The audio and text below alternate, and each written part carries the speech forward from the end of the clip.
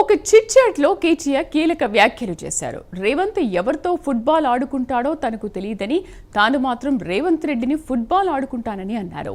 రేవంత్ ఇంట్లో మహిళలు, పిల్లలు, మనవడు గురించి తాను మాట్లాడనని కేటీఆర్ చెప్పారు. రేవంత్ రెడ్డి మాదిరి కుటుంబ సభ్యుల విషయంలో తాను చిల్లర రాజకీయాలు చేయనని కేటీఆర్ స్పష్టం చేశారు. కేసీఆర్ రేపు అన్ని విషయాలపై దిశానిర్దేశం చేస్తారన్నారు. రేవంత్ రెడ్డి సర్కారుకు హనీమూన్ ముగిసిందన్నారు.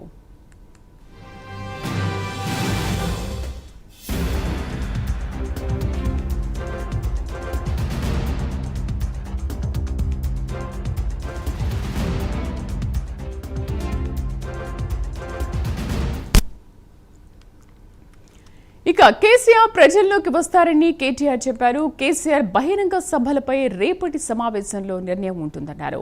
కాంగ్రెస్ పార్టీ ఆఫీసులో ప్రెస్ మీట్ పెట్టి బీఆర్ఎస్లోనే ఉన్నామనడం పెద్ద కామెడీని కేటీఆర్ అన్నారు. రేవంత్ చెబుతున్నవన్నీ 66% నిజమైతే 10 మంది ఎమ్మెల్యేలతో రాజీనామా చేయించి బైపోల్స్కు రావాలని సవాల్ విసిరారు.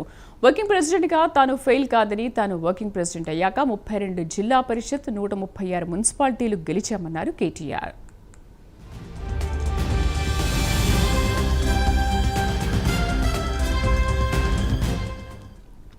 రేవంత్ సీఎం అయ్యాక సొంత పార్లమెంటు స్థానాన్ని కూడా గెలిపించలేదన్నారు.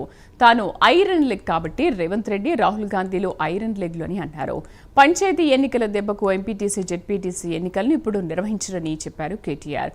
మొదట మున్సిపల్ ఎన్నికలు నిర్వహిస్తారన్నారు. గ్రేటర్లో మున్సిపాలిటీల విలీనం సక్రమంగా జరగలేదని కేటీఆర్ మండిపడ్డారు.